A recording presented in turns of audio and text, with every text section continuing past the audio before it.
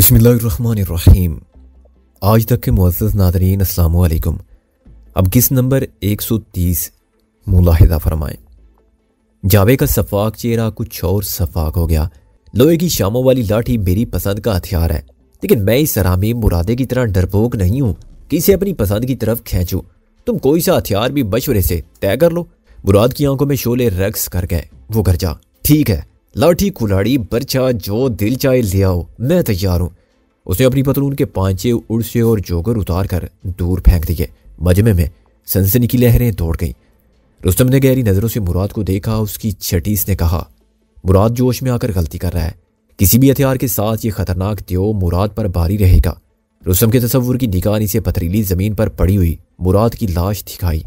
उसकी नीली जीन खून से सुर्ख थी और उसके सराहने देवकल जावा एक टांग पर उछल उछल कर बढ़ के मार रहा था। रुस्तम का सीना चल उठा। अगले चंद लम्हों में इस पर अजीब सी कैफियत तारी हुई। वो अचानक अपनी जगह से खड़ा हो गया। उसने अपने सर पर कसा वो रुमाल उतार कर एक तरफ रख दिया। सब उसकी तरफ देखने लगे।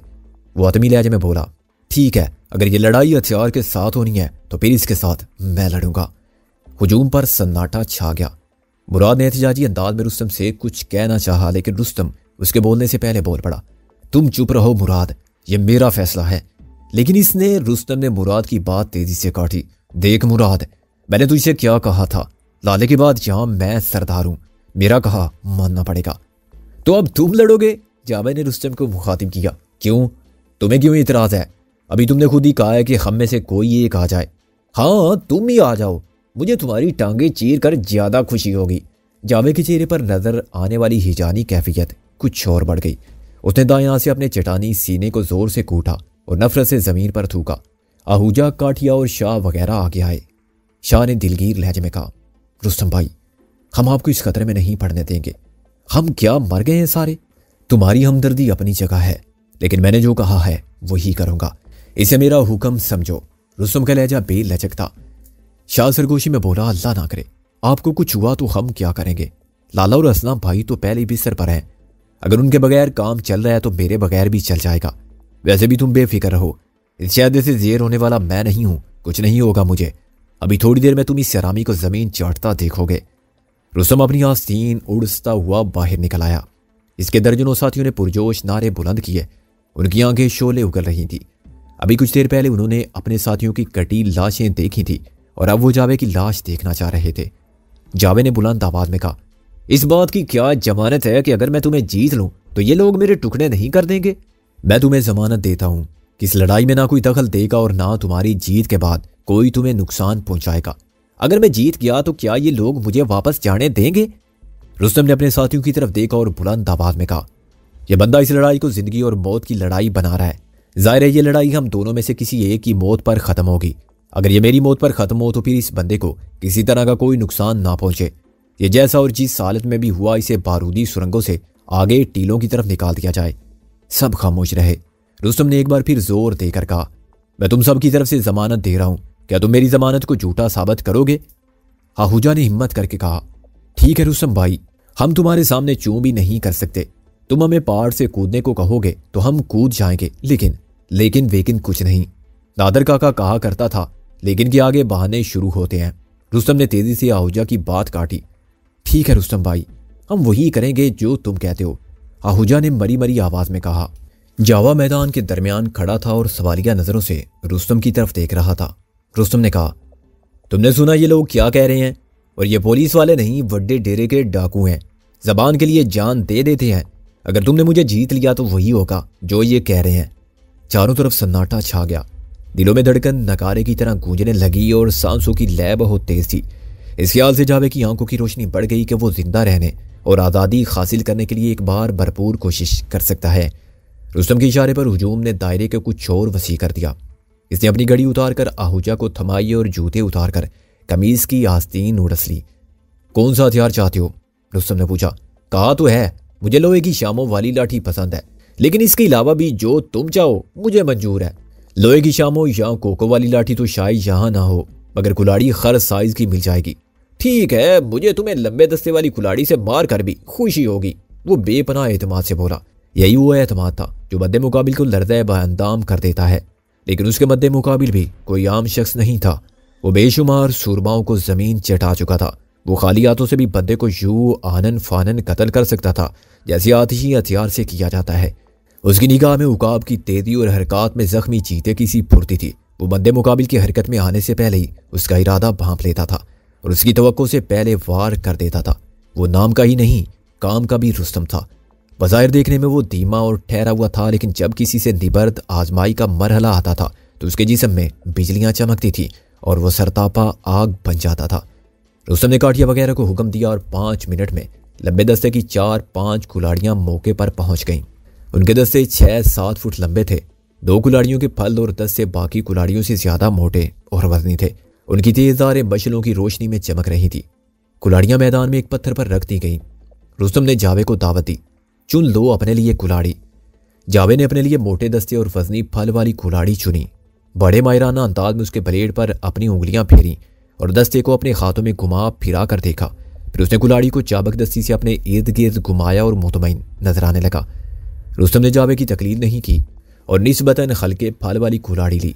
लठबाजी में रुस्तम को भी मलका हासिल था। कुलाड़ी बाजी और लठबाजी की बुनियाद तकनीक में बहुत ज्यादा फर्क नहीं होता। कदमों का इस्तेमाल, अपने गिर्द दिफाई इसार कायम करना, अपने सर को हदफ बनने से बचाना और मद्दे मुकाबिल के सर को हदफ बनाना, ये असूल कुलाड़ी और लाठी के इस्तेमाल के लिए यकसा होते हैं। एक ढोलची कहीं से ढोल ले आया था। वो मैदान के गोशे में खड़ा हो गया। इस नहायत संगीन लड़ाई का फैसला जिंदगी या मौत पर होना था, लिहाजा मुनसब वगैरह की चंदा ज़रूरत ना थी। इसकी बजाय शायद डॉक्टर की ज़रूरत थी जो देख सके कि एक अरीफ अपनी जान की बाजी हार गया है। फिर भी रिवायती तौर पर एक मुनसफ सर पर पगड़ी लपेट कर अखाड़ा नुमा मैदान के दरमियान में आ गया। एक तरफ रुस्तम और दूसरी तरफ जावा हाथों में मुहलक कुलाड़ियां लिए खड़े थे। हाज़रीन का जोशो खरोश तीतनी था। चेहरे अंदरूनी गजब से तमतमा रहे थे। बारी बरकम डोल पर चोट पड़ी। उम्र रसीदा मुनसफ ने खाल लहराया और दरमियान से हट गया। 2 नहायत मुहलक लड़ाके एक दूसरे के सामने आ गए। ये खौफनाक फल की कुलाड़ियां थी। दोनों में से किसी का दाव चल जाता तो एक ही ज़रब काफ़ी साबित हो सकती थी। यानी इस बात का इम्कान मौजूद था कि यह सनसनीखेज लड़ाई बस चंद सेकंड ही में ख़त्म हो जाएगी, लेकिन ऐसा हुआ नहीं। वो दोनों मोहतात अंदाज में एक दूसरे को देखते रहे, होले होले अपनी जगह से बदलते रहे और एक दूसरे के इरादे को भांपते रहे। फिर पहला वार जावे ही ने किया था। एक खौफनाक चिंगाड़ के साथ वो हमलावर हुआ। रुस्तम ने उसका वार अपनी कुलाड़ी पर रोकने की बजाय पीछे हटकर बचाया। दूसरा वार भी ऐसे ही खाली दिया। तीसरा बार इसने अपनी कुलाड़ी के दस्ते पर लिया और जावे के पेट में टांग रसीद करके उसे दूर तक लड़खड़ाने पर मजबूर कर दिया। रुस्तम के साथियों ने खुश होकर ललकारे बुलंद किए। डोलची के डोल की थाप बुलंद हो गई। कुर्बो जवार इस आवाज से थर्राते हुए महसूस हुए। तमाशाइयों की आंखों में जोश व खरोश के साथ अजीब तरह का खौफ भी मौजूद था। वो जानते थे ये आम लड़ाई नहीं है। इनके सामने मौजूद दोनों जीते जागते इंसानों में से एक को बहर सूरत इनकी आंखों के सामने मरना था, लाश में तब्दील होना था। ये वाक़या किसी आतिशी हथियार की गोली से रुनमा होता तो और बात थी, मगर यहाँ तो तेजदार कुलाड़ियाँ टकरा रही थी। तमाशाई जानते थे कि कुलाड़ी के एक ही वार से मौत कम ही वाक़ई होती है। कारी ज़रब खाने वाला पहले गिरता है, फिर उस पर पै दर पे वार किए जाते हैं। गोश्त और हड्डियों में दंसी हुई कुलाड़ी उखाड़ी जाती है, फिर दंसाई जाती है, फिर उखाड़ी जाती है। ये लर्ज़ाखेज़ मंजिर होता है और ये मंजिर यहाँ दिखाई देने वाला था। वो सब पुरजोश थे और खौफज़दा भी। ये सब कुछ इतनी जल्दी हुआ था कि वो उसे होने से रोक ना सके थे। जावे ने मुराद को चैलेंज किया था और फिर जावा और रुस्तम खम ठोंक कर मैदान में आ गए थे और अब खूनी लड़ाई शुरू हो चुकी थी। तमाशाइयों में से कुछ ऐसे भी थे जिनमें ये सब कुछ देखने का हौसला ना था। डकैत कातिल होने के बावजूद वो इन मनाजिर से अपनी निगाह मजरू करना नहीं चाहते थे। वो मौके से हट गए थे या दायरे में खड़े लोगों के पीछे जा बैठे थे। दायरे के अंदर मौत और जिंदगी का खेल जारी था। अपने पेट पर रुस्तम की जोरदार टांग सहने के बाद जावा आती फिशा की तरह फट पड़ा। उसकी कुलाड़ी बर्फ की तरह तड़पने लगी और वो झपट झपट कर रुस्तम पर हमलावर हुआ और हर झपट के साथ उसने खास अंदाज में चिंगाड़ बुलंद की। रुस्तम ने उसके ज्यादातर वार अपनी कुलाड़ी पर रोकने की बजाय अपने जिस्म को कुलाड़ी की जद में आने से हटा कर बचाए। उसकी उकाबी निगाह हमलावर कुलाड़ी के फल पर थी और वो अपने जिस्म को उस कातिल फल से दूर रखे हुए था। 1-2 मरतबा जावे की कुलाड़ी का फल संगलाख पत्थरों से टकराया और चिंगारियां सी पैदा हुई। गाय बगाए रुस्तम ने भी जावे पर वार किया, लेकिन ज्यादातर वार जावे ही ने किए। अगले 2-3 मिनट में जावे की कुलाड़ी का फल 3 बार रुस्तम के जिस्म से छुआ। पहली बार कंधे पर कट लगा, दूसरी बार रान पर हल्की सी चोट आई, तीसरी मरतबा कुलाड़ी उल्टे रुख से रुस्तम के पेट में लगी। जावे के हाथ में वजनी कुलाड़ी थी। 3-4 मिनट की मारा मारी में उसके बाजू थक गए। वार में पहले जैसी ताकत ना रही। एक ऐसे ही वार के खाली होने के बाद जब जावा अपनी कुलाड़ी को संभाल रहा था, रुस्तम ने पूरी ताकत से एक जचा तुला वार किया। तमाशाइयों ने बेपनाह हैरत से देखा, कुलाड़ी जावे के खास से निकल गई। वो करीबन 15 फुट दूर पथरीली जमीन पर गिरी। तमाशाइयों ने नारा तहसीन बुलंद किया। जावे ने तड़प कर अपनी गिरी हुई कुलाड़ी की तरफ जाना चाहा, मगर रुस्तम ने उसका रास्ता रोक लिया। जावे को सिर्फ एजाज के तौर पर इंस्पेक्टर का ओहदा दिया गया था, वरना उसमें इंस्पेक्टरों वाली कोई बात ना थी। वो सिर्फ एक बदमाश था। उसका डेल डोल उसे गरांडील बदमाश जाहिर करता था। फनेर में मायर खूनख्वार बदमाश। जावे के चेहरे पर रंग सा लहराया, लेकिन फिर उसने खुद को संभाल लिया। उसने अपने दोनों हाथ फैलाए और रुस्तम का वार बचाने के लिए तैयार हो गया। रुस्तम के दिल में न जाने क्या आई कि वो जावे और उसकी कुलाड़ी के दरमियान से हट गया। ये एक तरह से इस बात का इंदिया था कि जावा अपनी गिरी हुई कुलाड़ी फिर उठा सकता है। मजमे पर सन्नाटा छा गया। जावे ने चंद सेकंड सोचा, फिर अपनी गिरी हुई कुलाड़ी की बजाय उन कुलाड़ियों की तरफ बढ़ा जो अधेड़ उम्र मुनसफ ने एक तरफ चटाई पर रखनी थी। मैं दूसरी कुलाड़ी लूंगा, वो हामते हुए बोला। मुनसफ ने सवालिया नजरों से रुस्तम की तरफ देखा। इसे लेने दो, रुस्तम ने भी उसी लहजे में कहा। इस मरतबा जावे ने निस्बतन पतले फल की हल्की कुलाड़ी उठाई। शायद ये बात उसके दिमाग में आई कि वजनी कुलाड़ी ने उसे थका दिया है। अब वो रुस्तम की हल्की कुलाड़ी का मुकाबला हल्की कुलाड़ी से करना चाहता था। तामो पलटा तो ये देखकर चौंक गया कि अब रुस्तम के हाथ में वजनी कुलाड़ी नजर आ रही थी। ये जावे की गिरी हुई कुलाड़ी ही थी। जवाद उर्फ जावा कुलाड़ी उठा चुका था। अब उसे इस बात में सुबकी महसूस हुई कि रुस्तम के कुलाड़ी बदलने पर वो फिर कुलाड़ी बदल ले। रुस्तम के कंधे से खून के कतरे टपक रहे थे। दूसरी तरफ जावे के मुंह से मुसलसल खून बह रहा था। इस बहते हुए खून ने उसकी ठोड़ी को रंगीन करके चेहरे को मजीद खौफनाक बना दिया। मुनसफ दरमियान से हट गया। वो दोनों कुलाड़ियां सूंद कर फिर एक दूजे के मुकाबले पर आए। एक दूसरे को निगाहों में तोला। डेरे के मकीन रुस्तम की बर्तरी का अंदाजा लगा चुके थे। वो अपने सरदार की कामयाबी को वाज़ेह तौर पर महसूस कर सकते थे। यही वजह थी कि उनका जोशो खरोश बढ़ता जा रहा था। वो अपना घेरा तंग करते जा रहे थे। रात की साखरी पहर वैरान टीलों में जिंदगी और मौत की जंग देखने के लिए जैसे आसमान पर चमकने वाले सितारे भी पलकें चपकना भूल गए थे। ढोल की धमाधम, मशगलों के भड़कते शोले, तमाशाइयों के हाथों में लहराते हथियार, ये सब कुछ मिलकर माहौल को कुछ और भी सनसनीखेज बना रहा था। लड़ाई एक बार फिर शुरू हुई। इस मरतबा रुस्तम के पास वजनी कुलाड़ी थी। अब वो जावे की ज़रबों से बचने की बजाय उन ज़रबों को अपनी कुलाड़ी पर ले रहा था। अब उसकी वजनी कुलाड़ी आसानी से इन ज़रबों को झेलने लगी। यूं रुस्तम की जिस्मानी मुशक्कत भी कम हो गई। कोई इसने बर वक्त वार करके एक मरतबा जावे की कुलाड़ी उसके हाथों से निकाल दी थी। उसके बावजूद वो अच्छी तरह समझता था कि जावा एक नहायत खतरनाक और मशाक हरीफ है। उस पर कारी ज़रब लगाने के लिए बेहद महारत और सब्र की ज़रूरत थी।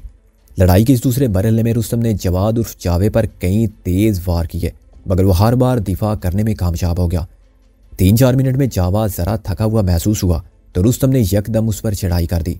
रुस्तम का यह हमला इतना शदीद था कि जावे के कदम जमे ना रह सके। वो वार रोकता लड़खड़ाता हुआ तमाशाइयों के ऊपर गिरा। अब तमाशाइयों के घायल होने का खतरा था।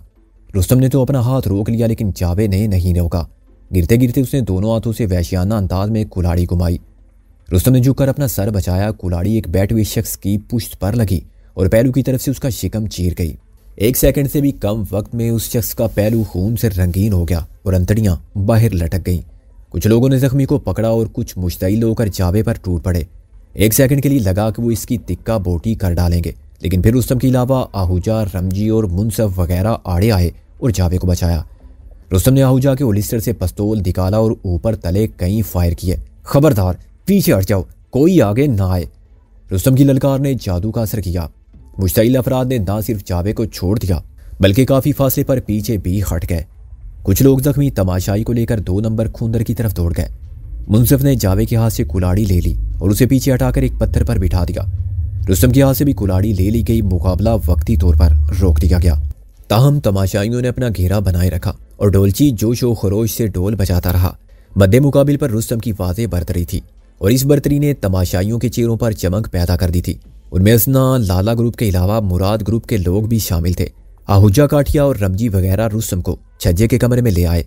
आहूजा ने रुस्तम को मुखातिब करते हुए कहा, मर जाने देना था उस हरामजादे को।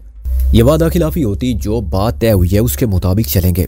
रुस्तम ने कहा, तो फिर जब उसकी कुलाड़ी हाथ से छूटी थी उस वक्त मार देना था, वो तो उसूल के मुताबिक था। आहूजा ने कहा, तुम्हें कौन कहता है कि उसे मारना है? उसे तो जिंदा रखना है। क्या मतलब? उसे मारना बेवकूफ़ी होगी, उसे सिर्फ हराना है। उसने इकरार किया है कि अगर वो हार गया तो जो हम कहेंगे वो करेगा और जो पूछेंगे वो बताएगा। ऐसे कुत्तों की जबान का क्या एतबार, रुस्तम सेब, काठिया ने कहा। मुझे उम्मीद है कि इसकी अकड़ फूं टूट गई तो हमारे साथ ताउन करेगा, और अगर नहीं करेगा तो फिर करवाने के तरीके हमारे पास हैं। कमरे से बाहर अधेड़ उमर मुनसफ ऐलान कर रहा था, मुकाबला थोड़ी देर के लिए रोका गया है, आप हौसला रखें। अभी सबके सामने दूध का दूध और पानी का पानी होगा। आप लोग अपना घेरा खुला कर लें और अपनी अपनी जगह से आगे ना आए। अभी जो नुकसान हुआ है वो तुम लोगों की हल्लड़बाजी की वजह से हुआ है। चंद लोगों ने तमाशाइयों को पीछे हटाया और अखाड़े के इर्द गिर्द बिठाना शुरू कर दिया। कुछ मुसल्ला अफराद तमाशाइयों के सामने खड़े हो गए ताकि वो आगे ना आ सके। शाह ने एक बड़ी पट्टी अपनी चादर में से फाड़ी और रुस्तम के कंधे से बहने वाला खून रोकने में मसरूफ हो गया। दो अफराद जावे की मरहम पट्टी के लिए आगे बढ़े, लेकिन उसने उसीले अंदाज में उनकी पेशकश ठुकरा दी और नफरत से बार बार जमीन पर थूकने लगा। माहौल में तनाव बढ़ता जा रहा था। कुछ लोगों का अब भी यही ख्याल था कि इस मुकाबले में रुस्तम को जावे के सामने आकर खुआ मुखा खतरा मोल नहीं लेना चाहिए था। डिप्टी रियाज शानी और मासूम अली को लेकर पुलिस के कैंप में पहुंच चुका था। यहां से आगे का सफर गाड़ी के जरिए तय नहीं किया जा सकता था। उसके लिए जरूरी था कि वो कम से कम 6 घंटे तक दुश्वार गुजार रास्तों पर पैदल चलें।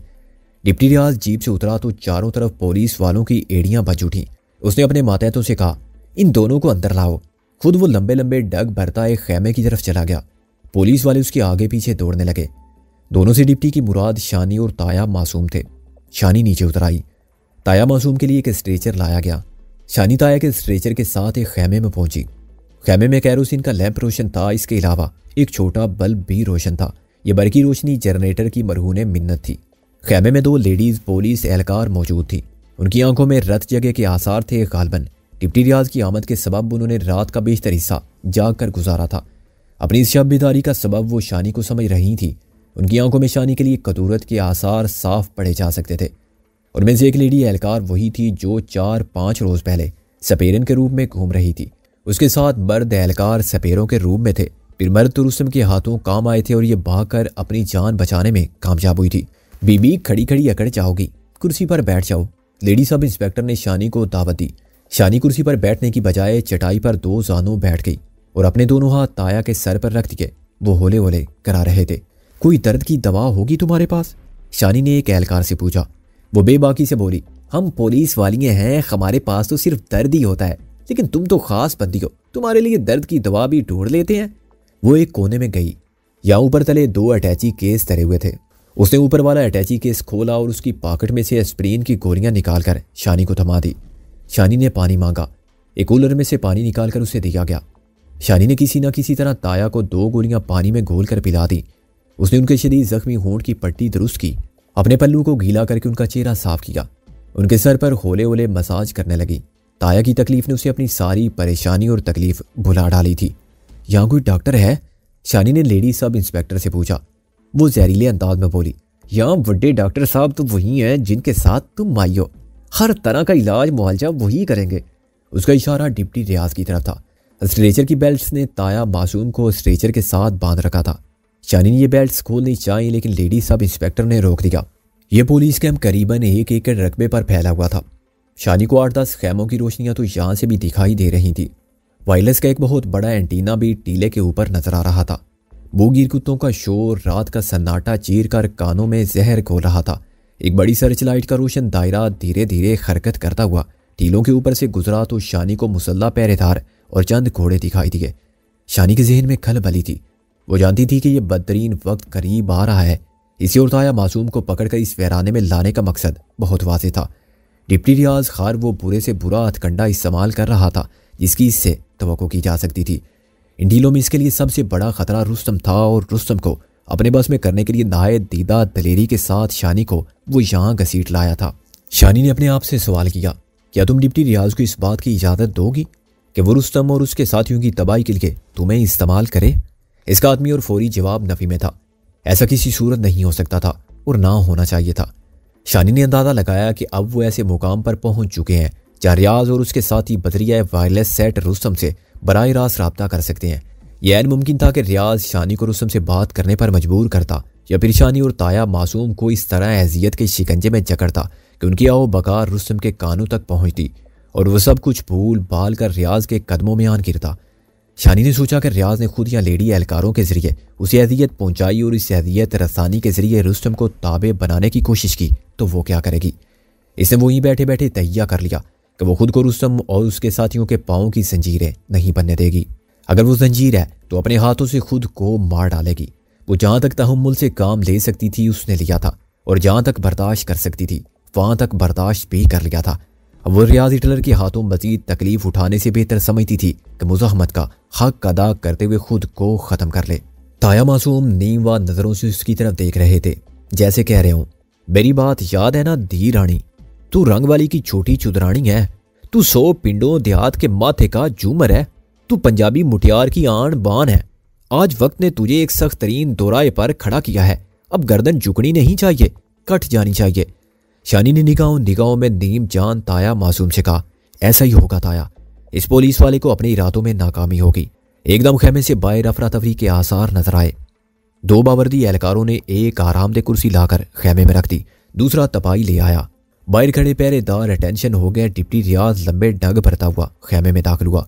एक हेड कांस्टेबल उसके पीछे था। हेड कांस्टेबल के हाथ में वही 8-10 किलो वजनी वायरलेस सेट था जो उससे पहले जीप में रखा हुआ था और जिस पर रियाज मुसलसल बातचीत करता रहा था। वायरलेस का रिसीवर रियाज के कान से लगा था और वो बातें करता हुआ आ रहा था। कमरे में पहुंचकर रियाज कुर्सी पर फैल कर बैठ गया। कांस्टेबल वजनी वायरलेस सेट उठाए उसके पहलू में मुअद्दब खड़ा हुआ था। वायरलेस सेट में से शोर के साथ साथ किसी शख्स की निस्बतन बारीक आवाज सुनाई दे रही थी। उसने कहा, जी हाँ, बड़ी मुश्किल से सेट तक पहुंचा हूं जी, शायद 2-3 मिनट से ज्यादा बात ना कर सकूं। वायरलेस सेट में से ढोल पीटने की मदम आवाज भी आ रही थी। डिप्टी रियाज ने पूछा, यहां ढोल बज रहा है क्या? ओवर। जी सर जी, ढोल बज रहा है और मामला बड़ा गड़बड़ है। ओवर। क्या कहना चाहते हो? ओवर। जावा साहब और रुस्तम में मुकाबला शुरू हो गया है। ओवर। दरअसल इस मुकाबले की बात खुद जावा साहब ही ने की थी। पहले मुराद ग्रुप के मुराद और जावा साहब में मुकाबला होने लगा था, लेकिन जब जावा साहब ने खाली हाथ लड़ने की बजाय किसी हथियार के साथ लड़ने का कहा तो रुस्तम खुद आगे आ गया। दोनों में 5-6 मिनट तक ठीक ठाक लड़ाई हुई है। दोनों को जख्म आए हैं, पर रुस्तम का पल्ला भारी लग रहा है जी। मुझे डर है कि मेरा मतलब है कि अल्लाह ना करे जावा साहब की जान चली जाए। ओवर। डिप्टी रियाज के चेहरे पर तशवीश की लकीरें फैल गईं। उसने ऊँटों पर बदबदाकर किसी को गायबाना गाली थी, फिर इतला देने वाले से मुखातिब होकर बोला, क्या वो दोनों अब भी लड़ रहे हैं? ओवर। नहीं जी, लड़ाई वक्ती तौर पर रुकी हुई है। दरअसल जावा साहब की कुल्हाड़ी से लाला ग्रुप का एक बंदा जख्मी हो गया है। अफरा तफरी फैल गई है जिसकी वजह से लड़ाई रोक दी गई है। कुछ बंदे कह रहे हैं कि आज 1.25 घंटा और इंतजार कर लिया जाए, अभी सुबह हो जाएगी, बाकी मुकाबला दिन की रोशनी में हो। ओवर। जावा ज्यादा जख्मी तो नहीं है। ओवर। मुंह के 2 जख्म ज्यादा गहरे हैं जी, उन जख्मों की वजह से वो निढाल नजर आने लगे हैं। मुझे नहीं लगता कि वो इस लड़ाई में रुस्तम को गिरा सकेंगे, लेकिन अगर फर्ज करें उन्होंने रुस्तम को गिरा दिया तो फिर इन लोगों ने गारंटी दी है कि वो जावा साहब को छोड़ देंगे। ओवर। रियाज एक बार फिर जहरीले अंदाज में बड़बड़ाया। उसका पारा चढ़ता जा रहा था।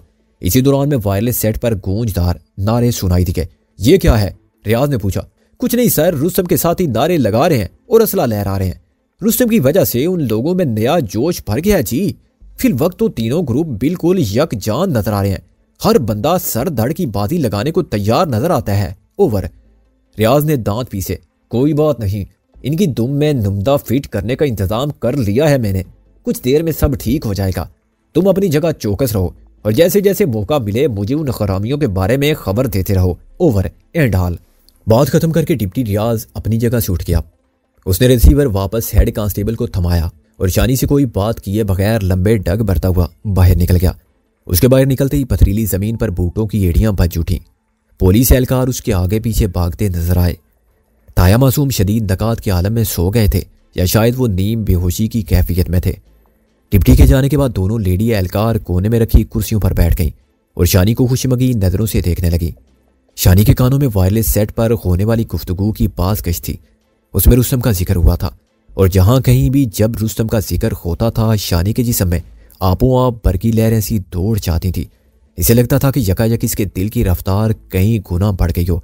यह अजीब नाता था, ये नाकाबिल फहम ताल्लुक था। वो बदतरीन हालात से गुजर रही थी और देख रही थी कि इसके इर्द गिर्द सब कुछ ख़त्म हो रहा है।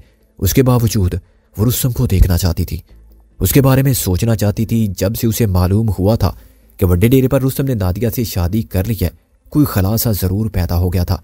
लेकिन वो रुस्तम को और उसकी चाह को यकसर दिल से निकाल ना सकी थी। ये चाह किसी न किसी सूरत में मौजूद थी और शायद इसको आखिरी सांस तक मौजूद रहना था। इसने तस्वुर की निगाह से वड्डे डेरे के क़यामत खेज हालात को देखा और महसूस किया। इसके दिल से रुस्तम और नादिया दोनों के लिए दुआएं खैर निकली और बेइख्तियारी इसकी आंखें डुबडुबा गईं। अचानक दो लंबे तड़ंगे बावर्दी पुलिस वाले तेजी से अंदर दाखिल हुए। उन्होंने शानी को मुखातिब करते हुए कहा, आपको डिप्टी साहब बुला रहे हैं। शानी की रगों में सर्द लहर सी दौड़ गई। शायद बदतरीन वक्त आ गया था। वो अपनी जगह बैठी रही। लेडी सब इंस्पेक्टर तल्खी से बोली, तुमने सुना नहीं? डिप्टी साहब बुला रहे हैं। शानी ने ताया के कंधे पर हाथ रखा। मैं ताया को इस हालत में छोड़कर नहीं जा सकती। तेरे ताया के लिए बड़े तीमारदार यहाँ हैं। तू उठने वाली बात कर। सब इंस्पेक्टर गरजी। शानी ने उठने में तजब्जुब का मुजाहिरा किया तो दोनों लेडी एहलकार उठी और शानी को बाजू से पकड़कर उठाया। चल शाबाश, ख्वा मुखा अड़ियल घोड़ी ना बन, लेडी सब इंस्पेक्टर ने कहा। शानी ने खुद को छुड़ाने की कोशिश की। ताया मासूम शोर सुनकर जाग गए और सूरत हाल देखकर कसमसाने लगे। स्ट्रेचर की बेल्स ने उन्हें स्ट्रेचर से पैवुस कर रखा था। अगर उनके जिस्म में उठने की तवानाई पैदा हो भी जाती तो भी वो उठ नहीं सकते थे। ताया की ज़राब ने शानी को बेहाल कर दिया। उनकी आंखों में अश्क थे और वो कुछ कह रहे थे लेकिन आवाज़ समझ में नहीं आ रही थी। अगर उनका बस चलता तो उठकर शानी को अपनी बाहों में जकड़ लेते और आखिरी सांस तक खुद से जुदा ना करते। ताया की बेबसी वो बेकरारी देखकर शानी ने मुज़ाहमत छोड़ दी। उन्हें मजीद हैसियत नहीं देना चाहती थी। एक नज़र ताया पर डालकर वो पुलिस वालों के साथ बाहर निकल गई।